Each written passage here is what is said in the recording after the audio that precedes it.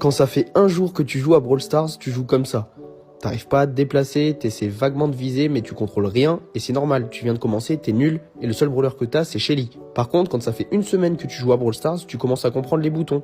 T'arrives à te déplacer, mais tu sais pas ce que tu fais. Tu vas n'importe où, et tu sais toujours pas viser. Maintenant, quand ça fait un mois que tu joues à Brawl Stars, ça y est, tu connais les différents modes, t'as à peu près 10 000 trophées, mais tu sais faire qu'une seule chose, c'est d'appuyer comme un dératé sur l'autoshoot, et ça marche à peu près parce que le niveau est horrible. Attention, on arrive à l'avant-dernier niveau. Quand ça fait un an que tu joues à Brawl Stars, tu te crois trop chaud, tu joues Mortis en Brawl Ball pour copier RZM, sauf que t'es éteint. Tu bouges ton joystick dans tous les sens comme si t'étais Tensai Prime, mais le seul truc que t'es à la limite, c'est Bonsai Prime.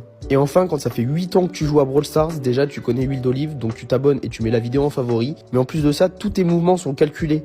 Tu vises calmement, mais tu rates pas tes balles. Tu auto-shoot que quand t'es à la bonne distance. Bref, tu sais enfin à peu près jouer à Brawl Stars. Et surtout, le plus important de tout, c'est que tu sais marquer un but quand il y a plus personne dans les cages en Brawl Ball.